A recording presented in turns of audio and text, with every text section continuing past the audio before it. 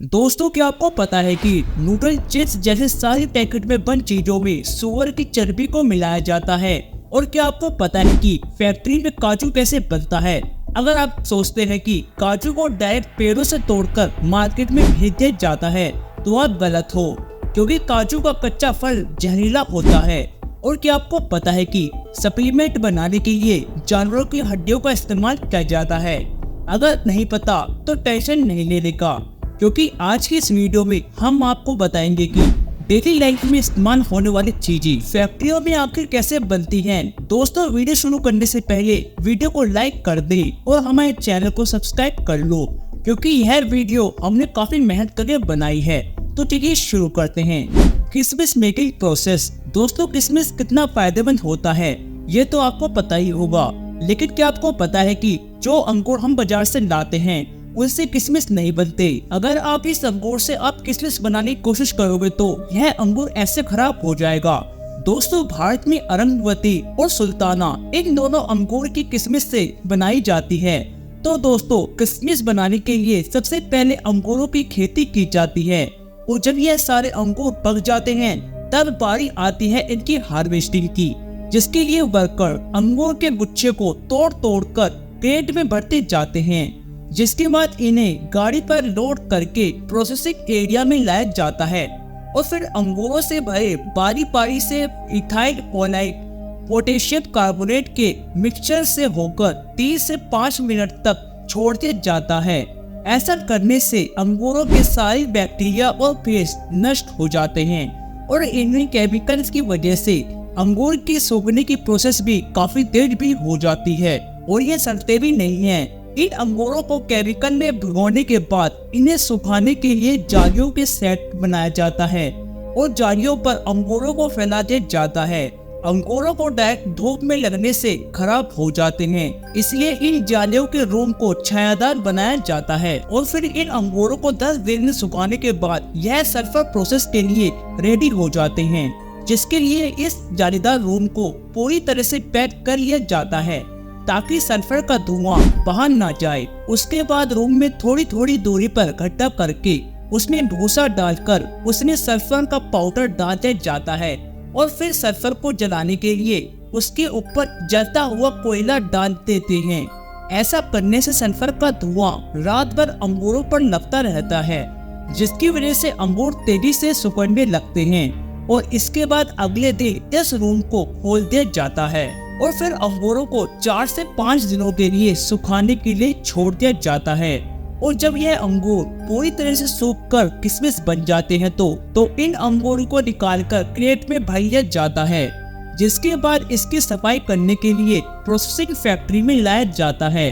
Factory में लाने के बाद सबसे पहले किशमिश को प्लेनिंग मशीन में डाला जाता है, जहाँ पर किशमिश कन्वेयर बेल्ट की मदद से वाइब्रेटिंग मशीन तक पहुँचते हैं। मशीन अपने आप वाइब्रेटिंग सिस्टम की मदद से मौजूद डंडियां और कचरों को अलग कर देती है, और फिर इन अलग हुए किशमिश को वाटर प्रोसेसिंग से गुजारा जाता है, ताकि किशमिश पर लगे केमिकल और धूल वगैरह अच्छी तरह से साफ हो जाए। और ट्रेनिंग पूरी तरह से कंप्लीट होने के बाद इन गीले गीले किशमिश को ड्रायर मशीन में सुखाया जाता है। किशमिश सुखाए जाने के बाद फाइनली इनकी पैकिंग करके इन्हें मार्केट में भेज दिया जाता है। Wine making process. दोस्तों, जब बात चली रही है तो अंगूरों के तो लगे हाथ ये भी देख लेते हैं कि इन्हीं अंगूरों से फैक्ट्री में वाइन आखिर बनती कैसे है। दोस्तों, ग्रेप वाइन के शौकीन लोग दुनिया के कोने कोने में मिल जाएंगे, लेकिन क्या आपको पता है कि जिससे एक गिलास वाइन को पीने में आपको कुछ मिनट नहीं लगते, असल में उसे बनाने के लिए आखिर कितनी मेहनत की जाती है। दरअसल नए अंगूर की खेती के लिए अंगूर की सूखी बेलों का इस्तेमाल किया जाता है, जिसके लिए यह बेस्ट क्वालिटी के अंगूर को पौधे को तैयार किया जाता है। सबसे पहले खेतों से सूखी बेलों पर इकट्ठी कर ली जाती हैं। इसके बाद इन्हें फैक्ट्री में लाया जाता है और एक ऐसी मशीन में डाल दिया जाता है, जिसमें पेड़ की टहनी के ऊपर से झाड़ हटाकर उसे साफ सुथरा करके लंबी लंबी टहनियां बना ली जाती हैं। अब इन्हें इकट्ठा करके कारीगरों के पास भेज दिया जाता है। कारीगर इन टहनियों को एक ऐसी लंबी कतार में इन्हें इकट्ठा बना लेते हैं, उसके बाद बारी आती है इनकी सफाई करने की और इन पर धूल मिट्टी और बैक्टीरिया को साफ करने के लिए इन्हें एक ऐसे लिक्विड में डाला जाता है जिन्हें साफ करने के साथ साथ जर्म्स फ्री भी हो जाता है। अब काम शुरू होता है कलम बनाने का, यानी कि ग्राफ्टिंग करने का। इसके लिए जो क्वालिटी की टहनियाँ होती हैं उन्हें गांठ वाले हिस्से की जगह की तरफ से छोटे छोटे टुकड़े में काटकर उन्हें उसी घोल में डालकर इनकी सफाई करनी जाती है। उसके बाद एक मशीन की मदद से छीली हुई टहनियों के गट्ठर बनाए जाते हैं। उन्हें छोटे छोटे वाले गांठ वाले टुकड़ों के साथ जोड़कर इनकी ग्राफ्टिंग की जाती है। इसके लिए खास मशीन का इस्तेमाल किया जाता है। इस मशीन के ऊपर छोटे टुकड़े को फंसाया जाता है और नीचे लंबे टुकड़े को रखा जाता है, जिसके बाद यह मशीन छोटे टुकड़े और लंबे टुकड़े में फिक्स कर देती है और यह अब कलम बनकर तैयार हो जाती है। अब इनमें नमी को बनाए रखने के लिए इसमें सबसे पहले मोम के घोल में डाला जाता है। उसके बाद इनकी तैराई की जाती है और महज 15 से 20 दिनों के बाद जब इनमें अंगूर फूट जाते हैं और इन्हें बॉक्स से निकालकर खेतों में रुपाई के लिए भेज दिया जाता है, जहाँ पर इनकी बेहतरीन देखभाल की जाती है और एक ईमानदार किस्म की वाइन के लिए अंगूरों की फसल तैयार हो जाती है। जब यह फसल पूरी तरह से तैयार हो जाती है तो प्रोसेस शुरू होता है वाइन बनाने का। इसके लिए सबसे पहले पके हुए काले अंगूरों को बेल से तोड़कर इकट्ठा कर जाता है। फिर उन्हें फैक्ट्री में लाकर अच्छे से पानी में धोकर मशीन में डाल दिया जाता है, जहां से शुरू होता है वाइन बनाने का क्रशिंग मशीन में। जो मिश्रण तैयार होता है उसमें अंगूर के छिलके और रस दोनों ही मिला हुआ होता है। अब जरूरत है इसमें न्यूट्रिएंट्स मिलाने की। न्यूट्रिएंट्स मिलाकर इनमें 2-3 दिन के लिए फॉर्मेशन के लिए छोड़ दिया जाता है। अब इस प्रोसेस के बाद बारी आती है वाइन में अल्कोहल मिलाने की। नॉर्मली वाइन में 15 से 30% अल्कोहल फॉर्मेटेशन किया जाता है। उसके बाद बचे हुए अंगूरों को प्रेस मशीन में डालकर 2 टन प्रेस के साथ प्रेस किया जाता है। उसके बाद वाइन को छानकर एंगिंग प्रोसेस के लिए भेज दिया जाता है। वाइन एंगिंग का प्रोसेस सालों में पूरा होता है। इसके लिए वाइन को लकड़ी के बिनारों में सालों तक स्टोर करके रखते हैं। उसके बाद फाइनली वाइन रेडी हो जाती है और इन्हें पैकिंग करके मार्केट में भेज दिया जाता है। काजू मेकिंग प्रोसेस। दोस्तों, बच्चे हो या बड़े, काजू हर किसी को पसंद होता है। लेकिन क्या आपको पता है कि काजू कैसे बनता है? अगर आपको लगता है कि काजू को पेड़ों से तोड़कर डायरेक्ट मार्केट में भेज दिया जाता है तो आप गलत हैं, क्योंकि काजू का कच्चा फल जहरीला होता है, इसलिए इसे प्रोसेस किए बगैर मार्केट में बेचा नहीं जा सकता। दोस्तों, काजू के फल को क्रशो एप्पल भी कहते हैं, जिसके पिछले हिस्से में काजू का बीज होता है और उसी बीज के अंदर काजू होता है और इसी के ऊपर वाले हिस्से में शराब बनाई जाती है। तो दोस्तों, इसे प्रोसेस करने के लिए काजू के फलों को पेड़ से तोड़कर फैक्ट्रियों में लाया जाता है। फैक्ट्री में सबसे पहले काजू के फलों से काजू के बीजों को अलग किया जाता है और फिर इन बीजों को 3 से 4 दिन तक धूप में सुखाया जाता है। उसके बाद इन सूखे काजू के बीजों को हाई टेम्परेचर स्टीम के जरिए बॉईल किया जाता है। ऐसा करना जरूरी होता है क्योंकि इसके लिए जहरीला केमिकल होता है जो कि एक बहुत खतरनाक स्किन को खराब कर देता है, पूरी तरह से स्किन को जला देता है। और फिर बॉईल करने के बाद काजू के ऊपरी कवर को निकाला जाता है, जिसके लिए मशीन की मदद ली जाती है, क्योंकि काजू का ऊपरी कवर थोड़ा हार्ड होता है।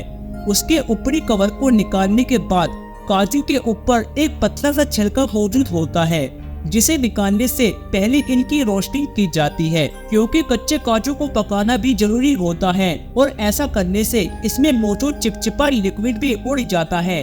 फिर रोस्टिंग के बाद काजू का पतला छिलका निकाल लिया जाता है और फाइनली काजू की सफाई और छटाई करके इन्हें पैक कर दिया जाता है। साबुन मेकिंग प्रोसेस। दोस्तों, साबुन का इस्तेमाल तो हर कोई करता है, लेकिन किसी को यह नहीं पता है कि फैक्ट्री में साबुन बनता कैसे है। देखिए दोस्तों, साबुन बनाने के लिए सबसे पहले एक बड़े से टैंक में कास्टिक सोडा के साथ एनिमल फैट मिलाया जाता है और फिर इसमें पानी मिलाकर 15 से 20 मिनट तक उबाला जाता है।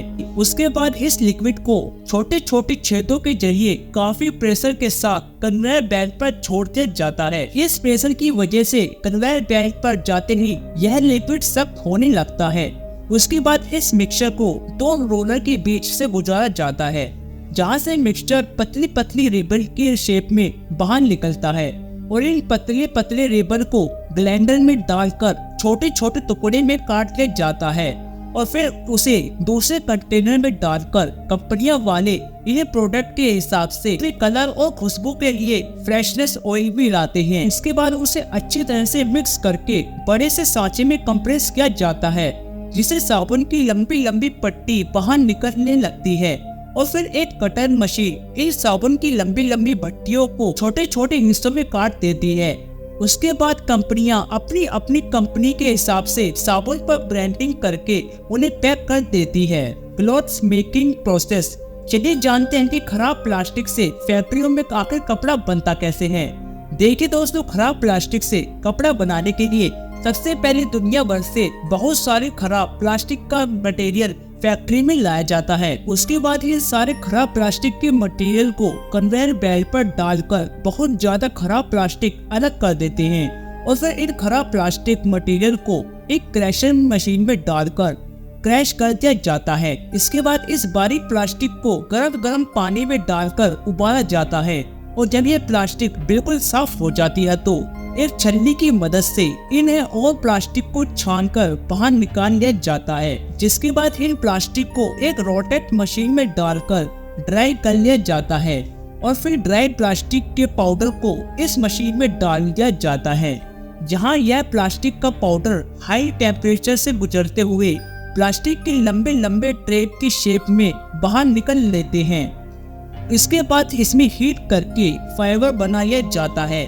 यह फाइबर रुई की शेप में होता है, जिससे रुई से धागा बनाया जाता है। और धागे से कपड़े कैसे बनते हैं ये तो आपको पता ही होगा। Supplement making process. दोस्तों, आज का दौर सप्लीमेंट का दौर है, जहाँ की भागदौड़ वाली जिंदगी में हर कोई सप्लीमेंट का इस्तेमाल करता है और हर व्यक्ति जो जिम करता है वो एक बार सप्लीमेंट का इस्तेमाल करता है। लेकिन क्या आपने कभी सोचा है कि सप्लीमेंट फैक्ट्री में आखिर बनता कैसे है? तो हम आपको बताते हैं कि जितने भी सप्लीमेंट तेजी के साथ आपको फुलाकर तगड़ा बना देते हैं, उन सभी सप्लीमेंट में ज्यादातर जानवरों की हड्डियों का इस्तेमाल किया जाता है, जिसके लिए जानवरों की हड्डियों को क्रश करके उनका पाउडर बनाया जाता है। लेकिन दोस्तों, हर कोई सप्लीमेंट जानवरों की हड्डियों से नहीं बनाया जाता। जैसे कि वे प्रोटीन दूध से बना होता है, तो दोस्तों वे प्रोटीन बनाने के लिए सबसे पहले बेस्ट क्वालिटी का गाय का दूध बड़े पैमाने पर फैक्ट्री में मंगवाया जाता है। उसके बाद इस दूध में एंजाइम मिलाकर प्रोसेस किया जाता है, जिससे दही से और लिक्विड वे अलग हो जाते हैं और फिर इस लिक्विड को 45 डिग्री पर गर्म करके 5 डिग्री पर ठंडा कर लिया जाता है। इस प्रोसेस को प्रेटेंडेशन कहते हैं। ऐसा करने से इसमें मौजूद सभी बैक्टीरिया नष्ट हो जाते हैं। उसके बाद माइक्रो ऑफ्रेक्शन और एक्सचेंज की मदद से वेब में मौजूद फैट और नोटिस को बाहर निकाल लिया जाता है। इसके बाद जो बचता है वो ड्राई वे प्रोटीन होता है, लेकिन यह अभी तक एक लिक्विड फॉर्म में है, इसलिए अब इसे डायल में डाल दिया जाता है। डायल में अगली हॉट और कोल्ड क्लियर इसका पानी सुखाकर इसका पाउडर बना देती है, जिसके बाद हमें मिलता है 90% वे क्वालिटी पाउडर। अब बारी आती है इसकी टेस्टिंग की, और टेस्टिंग में पास होने के बाद इसमें फ्लेवर ऐड किया जाता है। उसके बाद इन पाउडर को इन डिब्बों में भरकर ढक्कन लगा दिया जाता है। इस पर अलग अलग कंपनियां अपनी अपनी कंपनियों के हिसाब से लेबल और डिटेल्स लगा देती हैं। इन डिब्बों को पैकिंग करके मार्केट में भेज देती है। चिप्स और नूडल्स मेकिंग। दोस्तों, नूडल्स, मैगी, लेस, चिप्स जैसी कई सारी चीजों को बनाने के लिए सुअर की चर्बी का इस्तेमाल किया जाता है। अगर आप इन पैकेट में बल चीजों को देखेंगे तो इस पर आपको MSG लिखा मिलेगा, जिसका मतलब होता है मोनोसोडियम ग्लूटामेट। दोस्तों, यह MSG सुअर की चर्बी से बनता है। जब यह बात तेजी से फैलने लगी, कई सारे देशों ने MSG को बैन कर दिया, लेकिन उसके बाद यह चालाक कंपनियां MSG की जगह E631 नाम से इस्तेमाल करने लगी। आज कई सारी कंपनियां E631 के नाम पर हमें सुअर की चर्बी खिला रही है। तो दोस्तों, जब भी चीज को खाने से पहले आपको पैकेट पर अच्छी तरह से चेक कर लेना चाहिए। और अगर आज की वीडियो में यह सारी जानकारी आपको अच्छी लगी हो तो वीडियो को लाइक करके चैनल को सब्सक्राइब कर लीजिए और इस वीडियो को अपनी फैमिली, अपने दोस्तों में ज्यादा से ज्यादा शेयर कर लीजिए ताकि आपको ऐसी वीडियो आगे मिलती रहे।